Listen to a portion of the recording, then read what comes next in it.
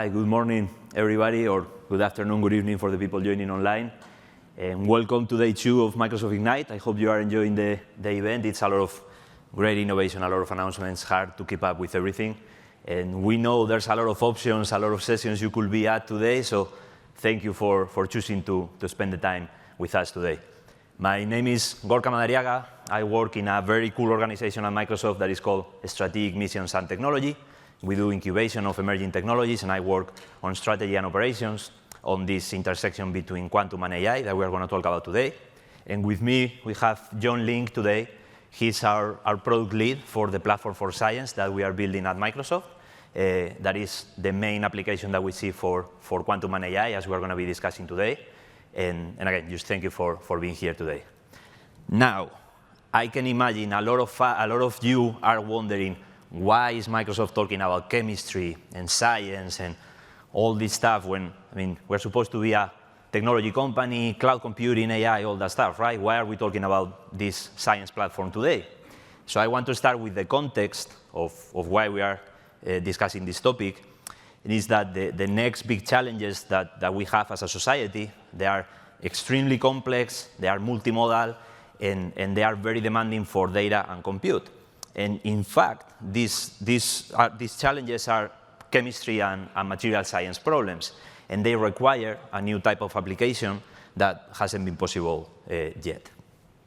Now, to give more context and give the data, because I know we need the data for this, we know that 96% of all manufactured goods in any industry, any vertical, depend on chemical processes to be created. And that goes from paints to fuels, batteries, drugs, packaging, you name it. It's a lot of things that we use in our day-to-day that really depend on chemistry and material science to be created, that at the core are chemistry and material science problems. And they are actually impacting all of us very, very directly, as they are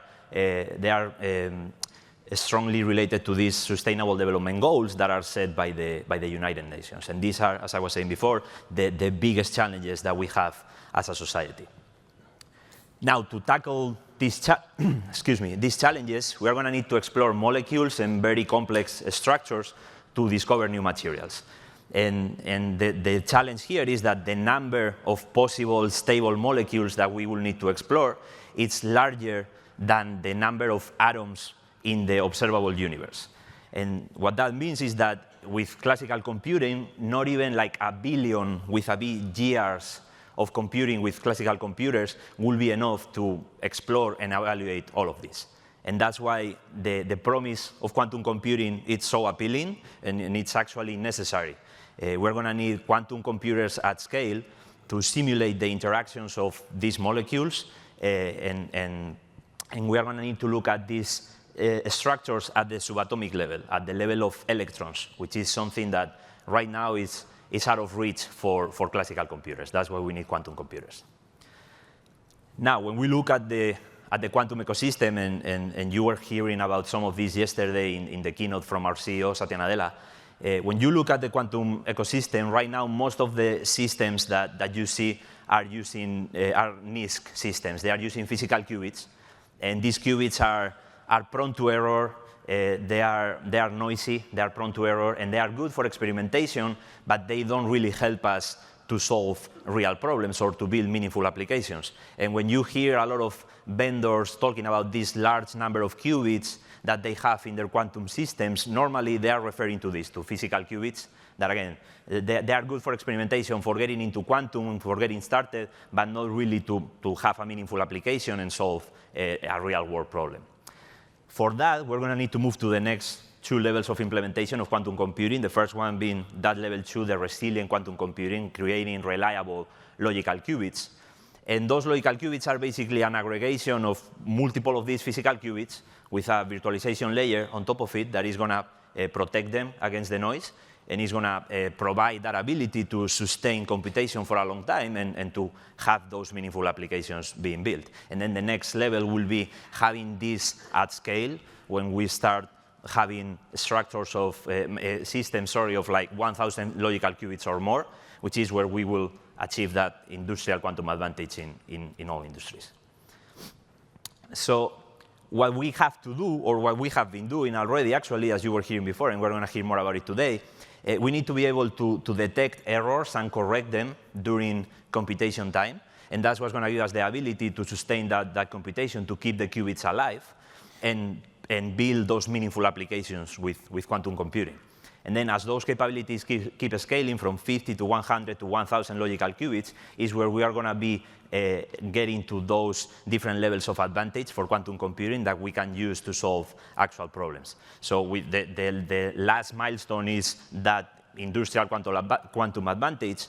But before that, even at the 50 mark, at the 50 logical qubits mark, we are already going to have systems that perform better than any classical supercomputer or any NISQ system that we have available today.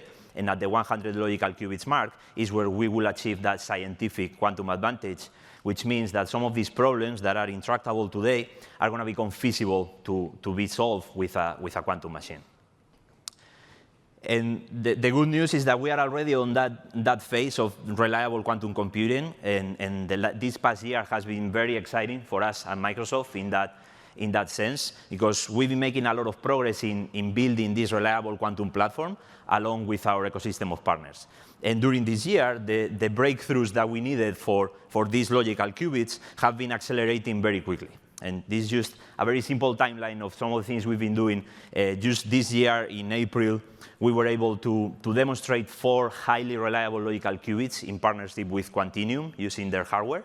And then just a few months later, in September, we were able to triple that number and demonstrate 12 highly reliable logical qubits. And that actually enabled us to solve a chemistry problem with a first of its kind end-to-end workflow that was combining reliable logical qubits with HPC and AI to solve this within chemistry accuracy. And then just this week, yesterday, you were hearing the announcement. We were able to double that number of logical qubits again, and now we reach 24 entangled logical qubits, this time partnering with Atom Computing and using their atom-neutral hardware. And this is actually enabling us to provide this commercial discovery suite offering that you can use to accelerate scientific discovery to solve some of these problems, and that provides access to a dedicated, reliable quantum system that is being co-designed between us, Microsoft, and Atom Computing. Now, it's a lot about quantum, but quantum is not going to come to replace all technology. It's not going to work on isolation. It's not going to come to solve all the problems. What we need is to have a purpose-built hybrid compute platform that is combining quantum computing with HPC and AI to bring together the strengths, to leverage the strengths of all these different pieces. And in particular, when we look at the 3 of them with AI, we're going to be looking more at having that reasoning engine, that co-reasoning loop that we can have with AI, as we've seen in many different copilots. And also, AI is going to be great for these large-scale data problems, for inferencing and moving faster along the process. Now, quantum computing, on the other hand, is going to be better for smaller data problems that require very, very complex computation. And it's also going to give us the ability to generate very accurate data that then we can use to train AI models that are going to be more accurate based on that data. And we're going to have a breakdown of that just in a few minutes. And lastly, with HPC, we're going to be able to automate all that processing at scale, and we are going to be able to do the quantum post-processing of these hybrid workflows that we're going to be building to solve these problems. Now, if we look specifically at quantum computing, what we offer is a reliable platform for quantum computing. And that goes along all the different levels of, all the different layers of the stack, and starting at the bottom with the foundational infrastructure that we need to build this platform. We're going to have all these different quantum processing units, or QPUs, that are coming from, the majority of them are coming from our partners, and we just mentioned Quantinuum and Atom Computing, but also working with Photonic and others. And there's also first-party efforts from Microsoft with our topological qubit approach that we are still researching and developing. And that will be our first-party effort, along with what we're doing with our partners. Then, on top of that, there's going to be this virtualization layer that we were discussing before that is going to help us for virtualization and for error correction and control. And that's that's the secret sauce for creating those logical qubits, and that's related to all those breakthroughs that we were just describing on how we've been getting to these different milestones of logical qubits over the past year.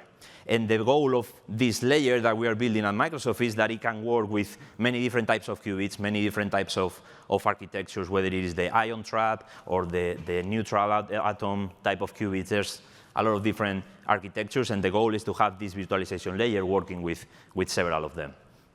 And lastly, at the top of the stack, we're going to see applications and services like Copilot and some algorithms, and that's what's going to enable us to actually use this technology and for scaling and experimentation in general. Okay, so now let's have a quick breakdown on how we see all these three technologies working together in that intersection of quantum and AI that we were mentioning. And we're starting with classical computing, or with classical supercomputing, even with HPC, with high-performance computing.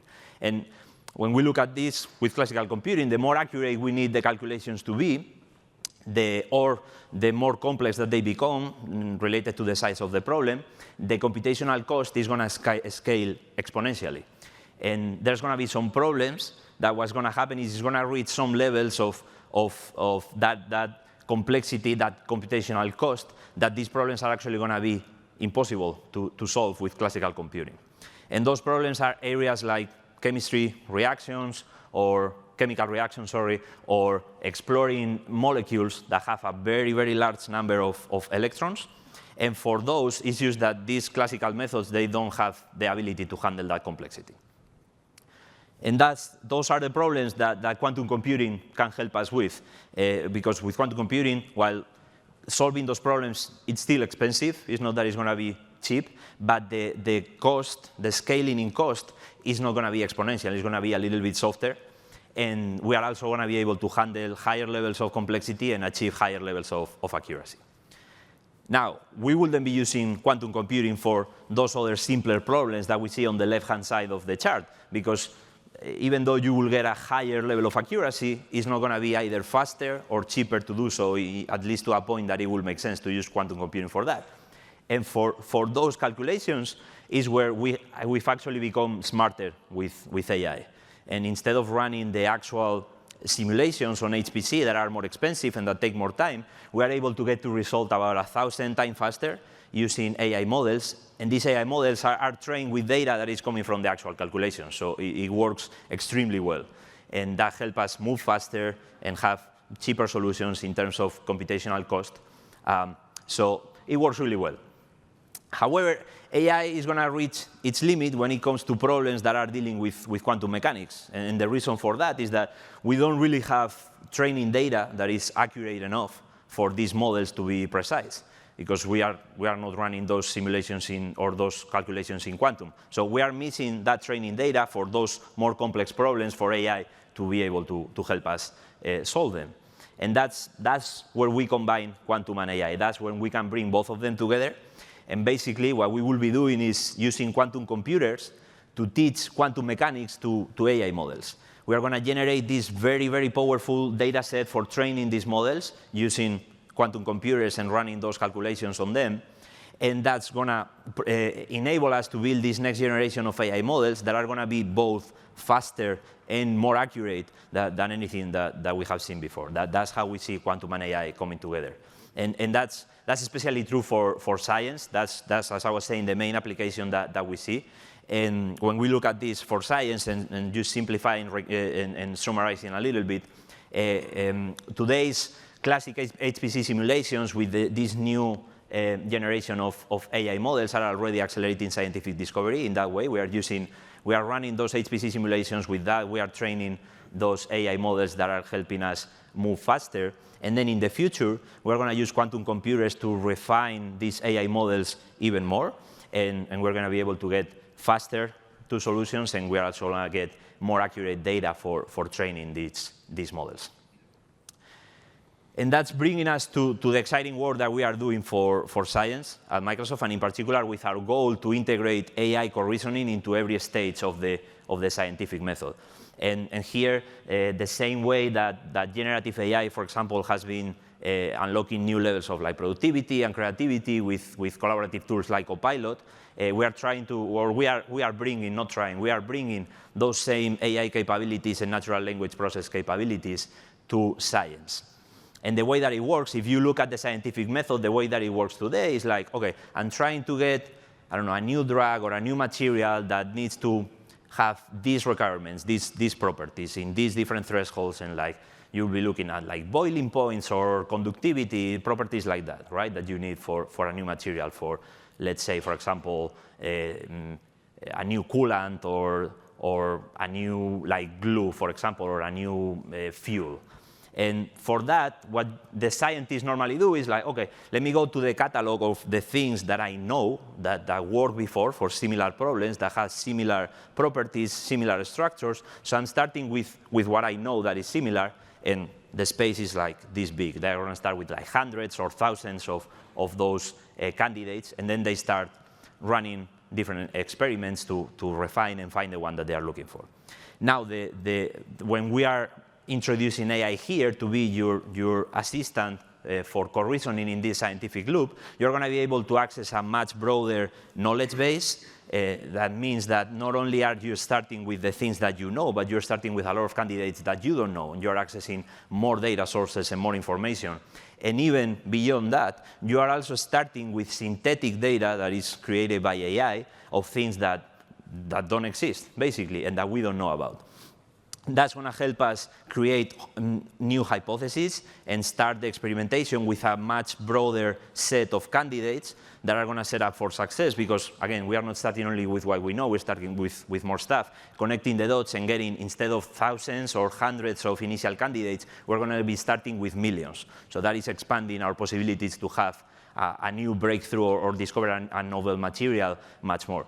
And then we're going to go down that discovery funnel on like the analysis and the experimentation using all these techniques we were talking about with AI models and validation with HPC calculations and all that stuff that is also even eventually going to lead us to, OK, is this something that I can take to the lab and synthesize, or is something that it can only like theoretically work, but not something that I can create? And all of this is going to happen in a matter of days or even hours compared to the months or years or decades that it takes with the traditional method. Now, this isn't just a vision that we have for the future. This is something that we are building today with customers, and we are seeing some really innovative breakthroughs already coming out of that, working on different areas like pharma, chemicals, manufacturing, or energy and oil and gas.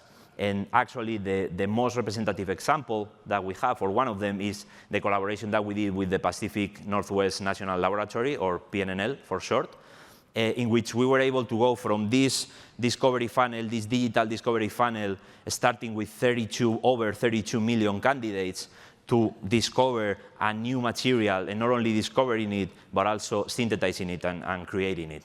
And let me just walk through very quickly through the process on how we did that. This all happened in 9 months, by the way. This was like a really, really fast type of discovery that normally would have taken years or even decades. And again, we started with leveraging our AI models to start with a big pool of 32.5 million candidates that then we were scoping down and filtering down more using these AI models and the HPC screening for validation of these results. And ultimately, that led us to about 18 very high potential candidates that PNNL will take to the lab. And all that funnel up until that took about 80 hours of compute. So that was super fast. And then up until those 9 months that the whole process took was taking it to the lab and testing and validating and synthesizing it to create not only the raw material, but actually a working prototype of a battery that is powering that watch that you see on the picture, and that is actually using 70% less of lithium compared to other batteries with similar performance. And that's our vision for accelerating scientific discovery. And with this, I'm going to pass it over to John. He's going to be telling more about the platform that we are building, some of its capabilities, and a little bit of our vision, right, for the future. Thanks, Gorka. Appreciate it. So it's a great opportunity. It's Gorka laid out for you, the why here. It's 96% of manufactured goods on the planet. It is these major existential problems that material science, chemistry, life sciences impact the planet and all of us. We talked about some of the tools that we have available here to attack those. I'm going to talk a little more about the platform now. And the good news is, we're really excited about the tools we've got coming down the road in quantum to do some of these things with new quantum-powered models, but we don't have to wait. We've seen why we need transformation, and this transformation really can represent a paradigm shift for your business. Before experimentation, we talked about it, it starts in the wet lab, and the wet lab is slow. People validated their findings that they did over long bits of time with simulations and exploratory modeling. But now we can use predictive modeling to guide those experimentations in the wet lab using these computational tools, digital models, and identify the most promising candidates ahead of trial and error work in the lab, which allows for a better allocation of your resources. And the computation and innovation that we have available to us here provides an unprecedented opportunity to your organizations and how they can innovate. So at Microsoft, we've made this vision real. And we're going to talk about a couple of real pillars that we think are important with this platform. We know you want to increase your likelihood of success. You want to get to positive outcomes. Experiments that are informed by simulations that identify the best candidates can get you there quicker. We want to be able to broaden your search space. We talked about the size of 32 million different things that we could look at there, way more than you could do with traditional approaches. And more importantly, we want to be able to guide your innovation. You can't improve what you don't understand. And our digital simulations can help your team gain insights into areas that were previously intractable, so that you unlock the ability to truly understand new areas that you can and should change in order to disrupt your markets. And we've got some numbers here that kind of make it real. And we talked about the 32.6. We're going to go over each of these pillars in a little more depth here. But really, these opportunities come from Azure Elements. That is our platform in private preview available today that brings years of Microsoft's research and development in the fields of quantum computing, high-performance computing, and AI to our customers. We include advances to accelerate chemistry simulations in the cloud, the latest breakthroughs in AI accelerated predictions and scientific co-reasoning, and integration with today's quantum tools. So you get all of this today, and on this platform, you'll also get priority access to Microsoft's future quantum supercomputer. Now, our platform is built on the strong foundation of Azure, where we know we have best-in-class high-performance capabilities in the cloud. However, we in our team approach problems a little bit differently. Traditionally, in the scientific domains, you'll be taking a code or workload and optimizing it for a particular VM or an architecture. And we think about, for us, optimizations at the workflow level, which opens up many new possibilities. We do obviously do the traditional optimizations for a particular VM and get that running right as best as we can, but we look at applying AI in two different ways. And how we do that is, first, we think of where does it make sense in that existing workflow that you have to apply AI to speed up certain parts of the calculations and computations. And then secondly, and perhaps more importantly, is how can we assist scientists in creating the best overall workflow? Now, getting to those pillars, let's look at some of these numbers that we talked about and think about how digital R&D and putting computation first can increase your product team's likelihood of success. So we know that these simulation powers provide capabilities that help identify these candidates with the best ideal properties before we ever start that trial and error experimentation in the lab. So for us, putting computation first with the power of scaled cloud computing gives you a better understanding of where further exploration is worth investing your team's time and resources. And for us, this all comes back to accelerating your product development cycle. We don't want to be wasting time on leads that go nowhere. We want you to be able to take that time and use it for real outcomes. And the one case study that we highlight here is really our work with Johnson Matthey, who's a global leader in sustainable technologies that are catalyzing the net zero transition. Recently, JM expanded their groundbreaking digital research into the field of electric catalysts with the aim of discovering more sustainable and cost-effective alloys that still deliver high performance. And with the help of Microsoft, JM has the tools to simulate complex atomic interactions within materials and in turn discover the best potential paths forward for pioneering sustainable technologies that will further differentiate them amongst their competitors and to help bring about a better future for everyone. So particularly with JM, we saw a twofold computation acceleration in their quantum chemistry calculations, and that was just from us getting started. A lot more possibility ahead. So for JM, you see right there the numbers at the top, bringing a 6-month project down to a week from project kickoff to solution, and we believe there's even more opportunity ahead. Now, we talked about expanding your search spaces. Gorka showed you this example right here with PNNL. I think this is really powerful in just understanding what you can do with scaled HPC. And for us, you have, obviously, we're going to look at a lot of funnels here, and we're going to keep coming back to this. The more you put in at the top, the more you're able to look at, the more opportunities you have to find a positive outcome. But traditionally, we've always been limited by compute in the end. These computations are expensive and take a lot of time. So in the world where we're able to combine these scaled HPC calculations with new AI models, and in this case, we had 3 new specific AI models relating material structure to energies, forces, and stress, electronic band gaps, and bulk and shear moduli, mechanical properties. We're able to quickly narrow down. You can see the numbers there going from 32 million down to 500,000.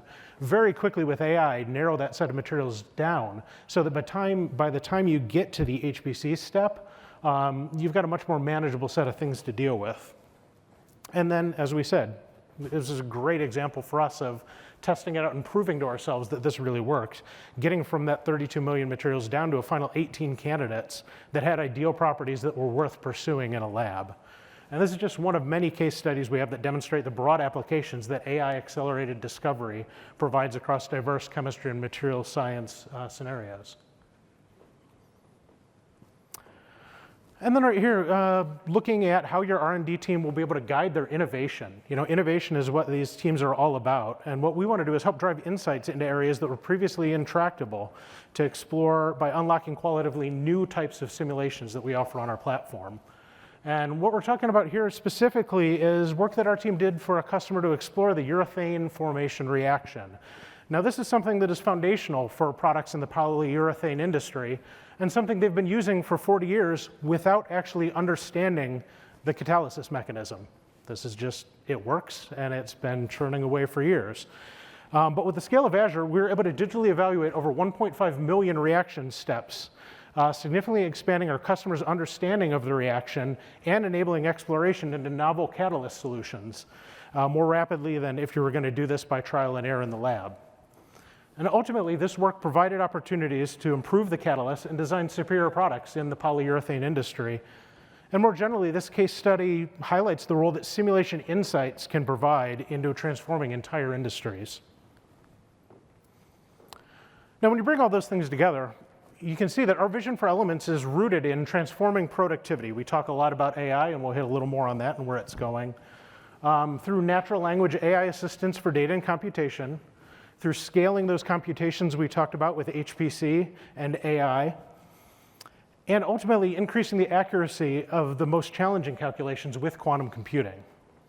Now, as these classical cloud services that we're built on top of, like high-performance computing and artificial intelligence advance, and quantum computers grow more powerful, so will the impact of the Elements platform and the applications built with it. And holistically, this set of tools helps us solve some of our most pressing problems. And it is today, you know, the pivotal moment for laying the groundwork towards transforming R&D. And it's also, as we talked about, it's a good way to get ready for this quantum future that is coming by addressing quantum chemistry problems today with AI and HPC, and experimenting with existing quantum hardware and getting priority access to these future machines that are on their way today.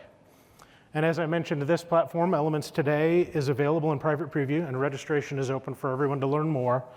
And we're going to dive in a little here to what sets Elements apart and our overall vision for the coming computational paradigm shift in scientific discovery.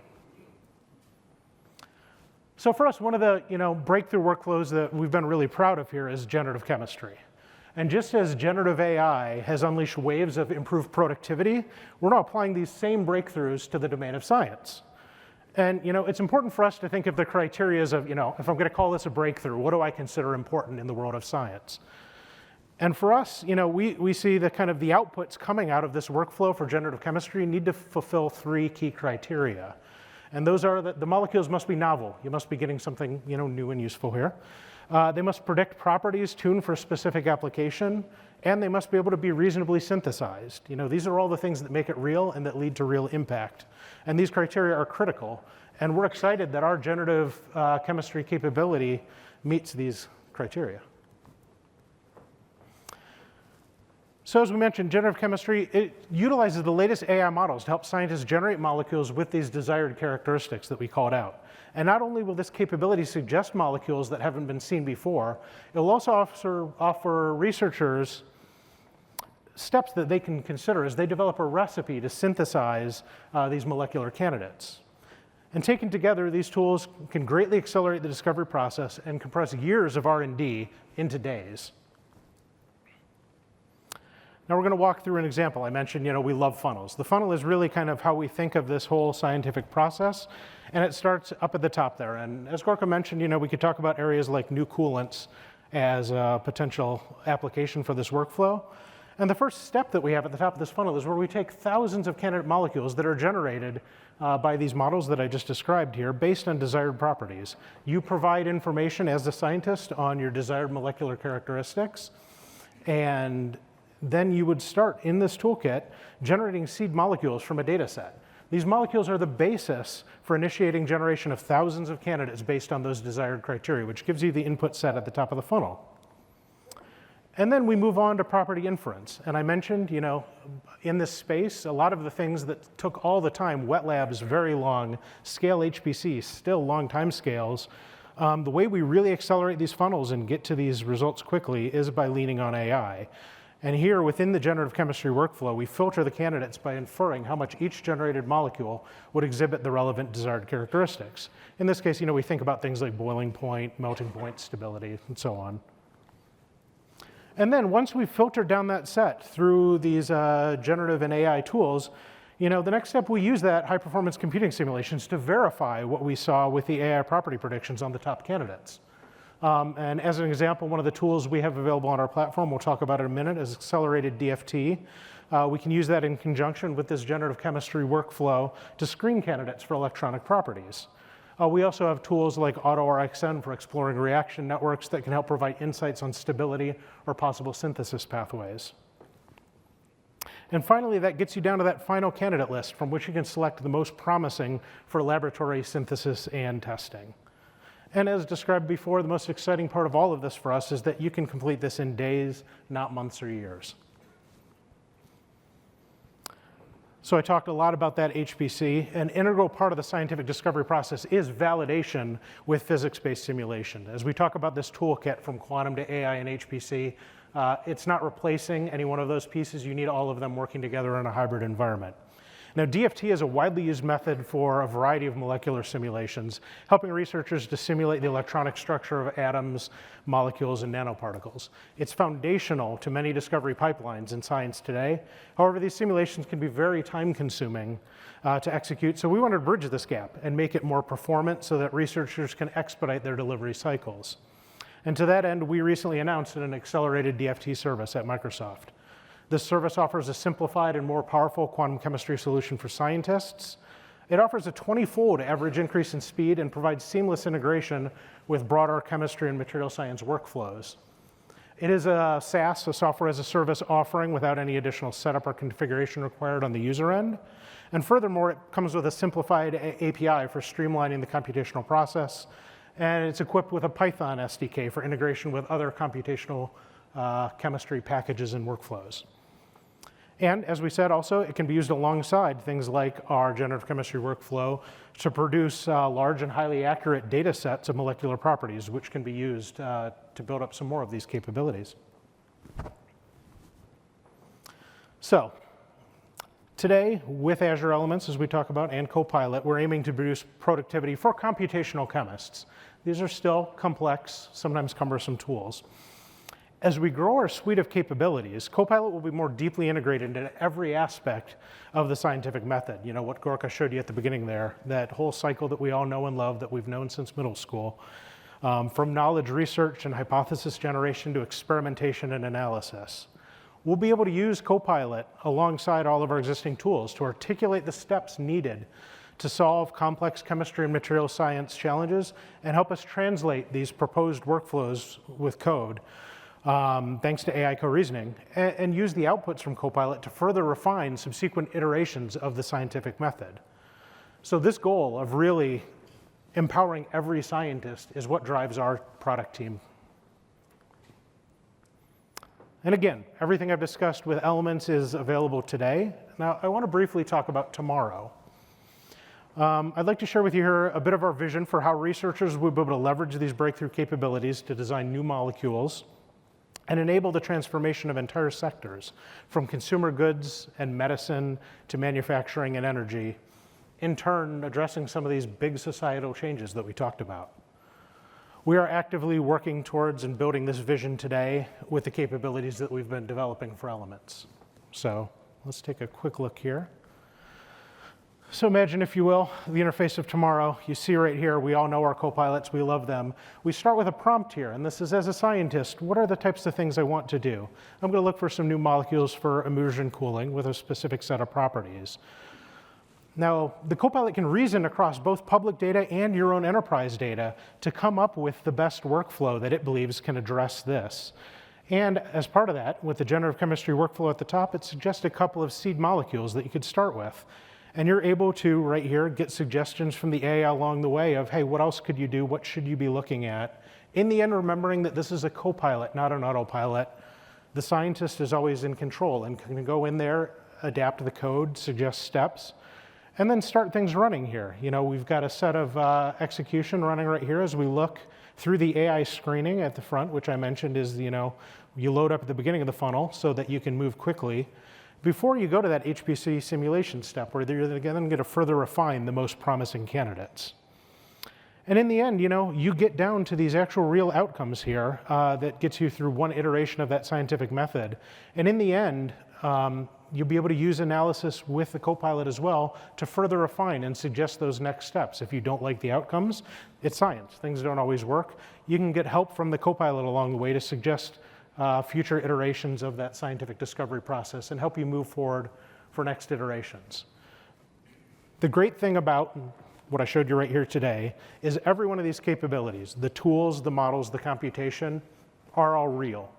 These are real calculations, real capabilities we have today, and the work ahead of us that we are very proud to be taking on, and what we're bringing to the rest of science is pulling that all together with the best of everything else you've seen here these past couple of days and the latest advances in AI and Copilot to really empower every scientist. And that's where we're going, and very excited to be on that journey with you. Now, this brings me to the end, and when these decks are available, you'll see there's links to the blogs where you'll be able to learn more. You'll be able to see some of the examples of what we shared on quantum in the keynote yesterday, along with the technical blogs that we've published.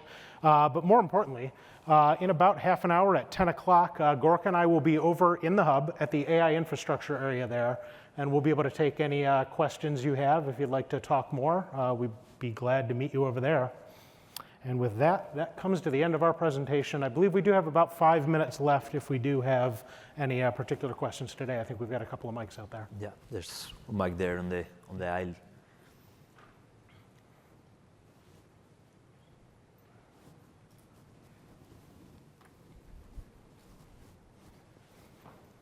There's always someone who has to ask the first question there. Absolutely. Fascinating, great conversation, and it feels like a lot of this is moving much faster than we'd expect. I want to pick up on one thing. You mentioned teaching AI quantum mechanics. So to progress what we're doing in quantum computing, how much do you use AI or even use quantum computing to accelerate quantum computing? Yeah, okay. So, you know, ourselves, we mentioned this battery problem we took on here. We love using our own tools to try and test them out. So part of it within our quantum program, our quantum scientists have been running all of these chemistry and material science tools. You know that quantum development includes a lot of materials problems. They've been using these tools themselves to help on the quantum side of the house. So that definitely, there's application into that world. And then, you know, talking about AI, it is really about getting that data set. Data is the valuable commodity in today's world here. So for us, That's the first thing we're going to look to do as these, numbers of logical qubits scale up here. You'll see us start to build those models and share them.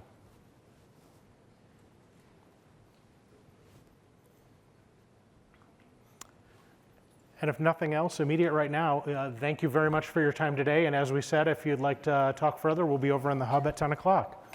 Thank you again. Thank you. Got one quick question, and feel free to leave if you want. Yeah. Where is the acceleration part for renewable sustainable power as quantum is going to expand and usage? Is there anything tying it into lower carbon emission power on the data center side, or even using Azure quantum resources to get better cold fusion? Anything like that?